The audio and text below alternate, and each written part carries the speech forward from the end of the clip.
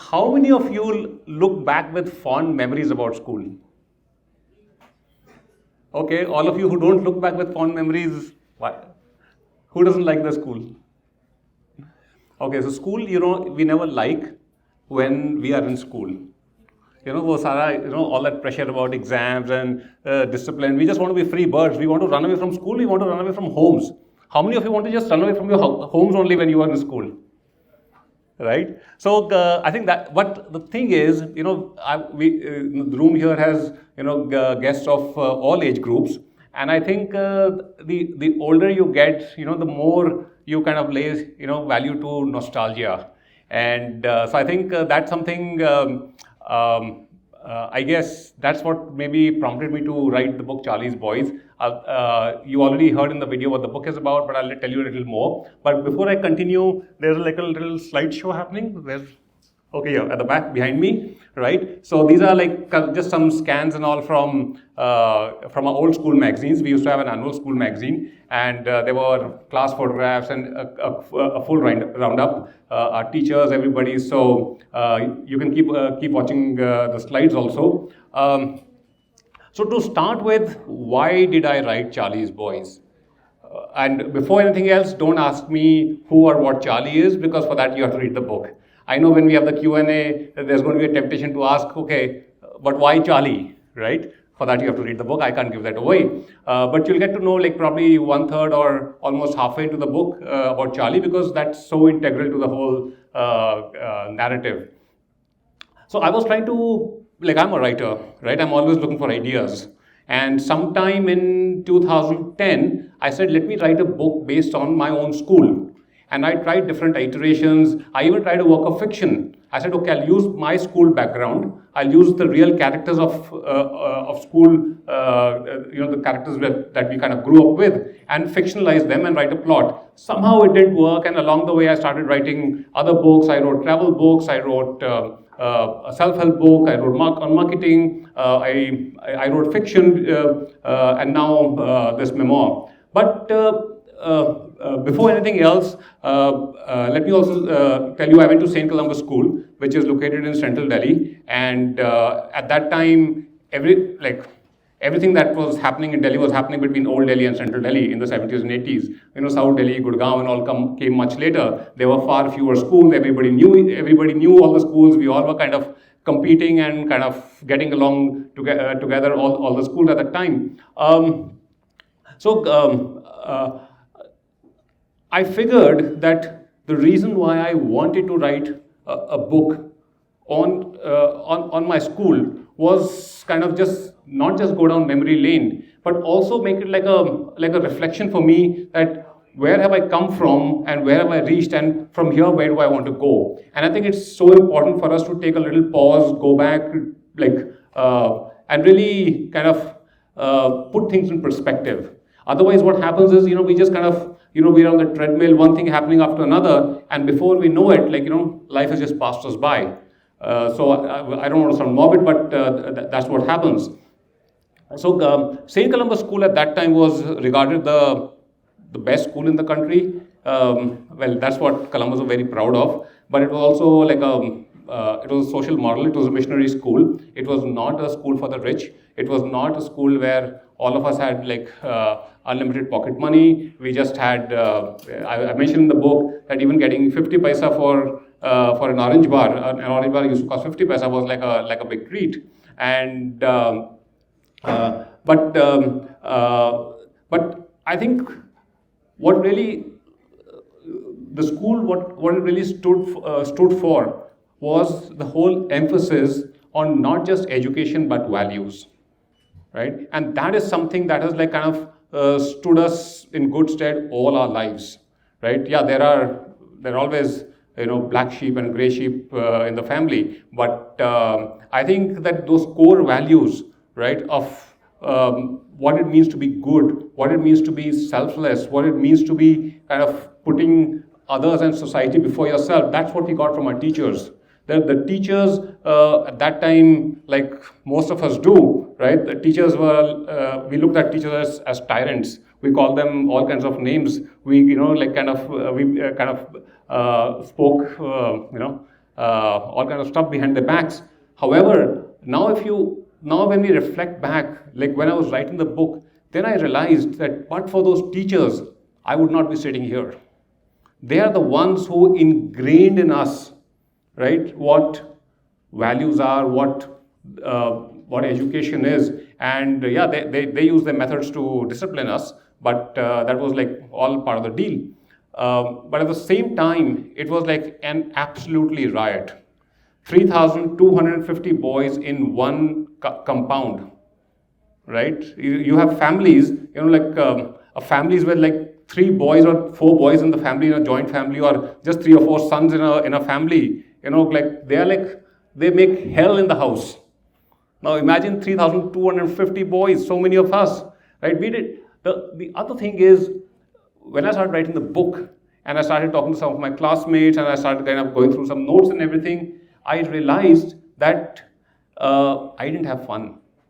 Everybody was having fun, and I thought nobody was we were all a very, we were all good boys. But I think all kinds of stuff was happening, and you're going to read it in the book also.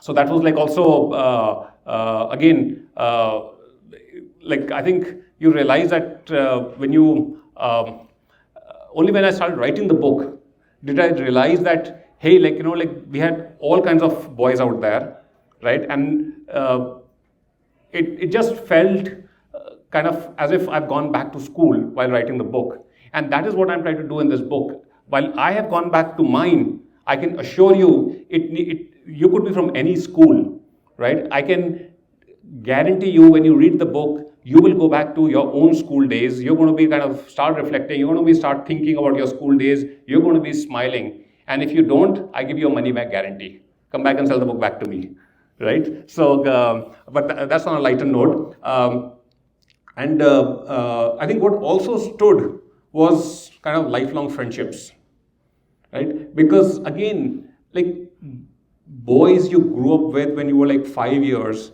right? And when you graduated from school, you were 18, right? These were the formative years. We may not have been in touch with each other for years. Maybe we got reconnected on Facebook. Maybe we got reconnected because there was some 25th Silver Jubilee and kind of reunion or something, right? But we met as if like only yesterday we were in school together, right? And I mentioned this, like we met like brothers and we stayed brothers, right? Okay, we had our fights in schools. There were some of us who don't agree even now. But I think that bonding stays with you. And that is also that, and I feel that staying in the same school from KG to 12th has a very strong merit to it, right? Otherwise, I've spoken to people who've gone to multiple schools for reasons, sometimes it was beyond their control, sometimes they just chose to be in various schools. But I think staying in the same school for 13 years had its own impact. In fact, I mentioned an anecdote in class 11. I suddenly decided that I want to go to Delhi Public School, Arkipuram. Right, and why? Because everybody said if you want to prepare for IIT, you have to go to DPS Arkipuram because they had that ability section. I'd done well in class 10 boards. I got admission immediately. I went there for 3 days. I went there.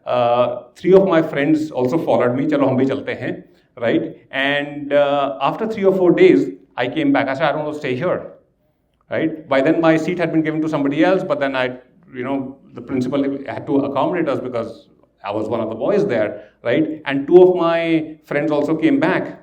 But what nobody knew that I went to DPS not to get into IIT. I went to DPS to meet girls, right? And and when I went there, no disrespect. Anybody from DPS Arkapuram here? Okay, no disrespect, but I didn't like the girls there. I said I'm happy with my own boys only, so I went back. And after that, I heard that the DPS principal said, no matter what, I'm not taking any Columbans back into my school ever. Because, so these are the things that happened. In the book, I've also narrated a lot of things that happened at that. It was a very significant period of India's history, right? 1975 when I entered school and 1988 when I exited school and the years following that. But that 1975 to 1988, a lot happened, right? Some of us who are of a certain age group will remember 1975 was also the year they declared emergency. Now, I don't know whether the emergency was declared because there was a national problem or because some of us got into school and we were going to be like creating havoc in the country. So, these were also the years when Sanjay Gandhi died in a plane crash. Indira Gandhi was assassinated. Rajiv Gandhi became prime minister. When Rajiv Gandhi became prime minister, I'm telling you, there was that youthful hope in the country. Right? This is not, I'm not making a political statement here. It's not about what your political leanings are. But he came as a wave of hope. He came with so many fresh ideas. His youthfulness gripped the nation. It is a pity that in 5 years, he came with a record mandate. But within 5 years, because of all those allegations of corruption and all that happened in politics, unfortunately, he lost the elections, I think, in 1989. Right, and then the whole Mandal Commission happened, and when he was all set to come back, win the elections again in 1991, he was assassinated. But a lot of other things also happened. The Delhi you see today, right? A lot of it was formed in the years 1980 to 1982. Why? Because 1982 we hosted the Asian Games. A lot of you will be familiar with the Commonwealth Games and a lot of development that happened because of the Commonwealth Games. But the original Delhi that we see today, the modern version of it, right, happened because of the 1982 Asian Games. It was like all the flyovers, so many five-star hotels came up, so many flyovers came up. Till around 1982, till the early to mid-80s, Delhi effectively ended at All India Institute of Medical Sciences. I'm not kidding you. There was hardly any South Delhi at that time. There was absolutely no Gurgaon. Noida was very underdeveloped. The town that was being built as like the next big suburb was Faridabad, of all the places. But Gurgaon and Noida kind of took over. It's only from if in the 80s or 70s, if you crossed Safdarjung Airport, like you were scared, because it was so desolate. Right, so all these kind of so my book talks about a lot about the current the events that happened at the time, the impact of what happened because of Indira Gandhi's assassination. We were witness to the riots that happened in the city, right? We could see from our terraces what was happening, right? And of course there are like all kinds of fun anecdotes in the book, like. There was I talked about one of the incidents where like two of my classmates, they were kind of arguing, and one of them like kind of threw a shoe at the other and he ducked, and the shoe flew out of the window, right, and it hit the most severe of our teachers, Mrs. Rebello, a biology teacher. Now she came in angry and like she pulled one of the boys at the shoe and they were like walking to the principal's office. And the other boy, the one who had thrown the shoe, he says, "Ma'am, I need the shoe. I have a cricket match starting. I need my shoe." She says, "No, I will take this shoe to the principal. This is evidence." So things like those. There was also like a very kind of it's like a little icky incident that happened. There was a classmate of ours, Rahul Das. So every time during the break, he would go up to Varun and Badal, and he was like, we used to have that Campa Cola, we had limited pocket money. He was like, "Can you give me a sip?" Right? And they said, "Okay," but every time he would like take it and gulp the whole bottle down, and they would really get disgusted, right? And between them, Varun and Badal were sharing one bottle. So one day they knew that Rahul is going to come again. So Badal said, "To hell with him. This is what I'm going to do." So what did he do? He went to the crate where the empty bottles were lying. And all the bottles, at the bottom there was always a little residual left. What he did was he put all of them into one bottle, right? And, okay, sorry to say this, but he also spat in it. Okay, and then they pretended that they were kind of, jostling for the bottle. Like, "Main pehle lunga," and Rahul comes in and says like, hey guys, can I have a sip? They're like, "Nahi, hum nahi denge." "Nahi, ek sip lunga yaar." And then he took it and he drank it. And then Badal also told him कि what happened. He says, "नहीं यार, तुम झूठ बोल रहे हो, ऐसा नहीं हो सकता." नहीं कहते, "नहीं, हमने किया है." Even to date, Rahul refuses to believe. And when I mentioned in the book, classmates of us saying, "यार, तुमने राहुल का नाम mention कर दिया, Rahul बहुत upset है." Right? मैंने कहा, ठीक है, but I did mention it. But he's the same Rahul, right? And he and a whole bunch of his friends, they had some grouse against the computer teacher in class 11, right? And what did they do? One day they went and they threw eggs at his car and his door, right? And they would do it every day. So the computer teacher's name was Mr. Verma, and Mr. and everybody used to call him Bete. Why? Because he used to address all of us as, oh, Bete, idhar aa, Bete, idhar aa. So one day, like Mr. Verma hid behind the bushes, and when these boys came, right, he tried to catch them. Everybody ran away, but Rahul was the only one who got caught, right? So Rahul, he dragged Rahul into this house, but somehow at that time there was hardly any telephony, there was hardly anything. But within half an hour, Rahul's father landed up. Right now, if there's one man that Rahul used to be scared of, was his father. So imagine what a terrific personality he might have been. But here he was not here to scold Rahul. He went to Mr. Verma and he says, if you don't let my son go immediately, I'm going to call the police and charge you with kidnapping my son. Mr. Verma, there were no witnesses, but people say he started crying. Right, so these are like some of the anecdotes I've mentioned. I mentioned the songs we used to sing. We had our own anthems. There was so the book is full of that, and the whole idea of this book, right? It's not just for students of St. Columba's School. It is for anyone, and irrespective of what your age group is, and especially for girls, you should get an insight into how boys behave and think. Right, and of course most schools are co-ed now, but at that time we used to have a lot of non-co-ed schools. We had all boys schools like Mount St. Mary's, St. Xavier's, St. Columba's School. We had, of course, then we had all the all-girls school, which we were more interested in. Loreto, Carmel, CJM, Mater Dei, Presentation Convent, St. Thomas. So it was all a very kind of a close-knit community. There were, you could count the number of good schools in the city on your fingertips, but now you need your fingertips, you need your toes, you need a full supercomputer, because there's so many schools that have opened. So that's what my book is all about. It's called Charlie's Boys because we're all boys, and Charlie is something that you need to discover for yourself when you read the book.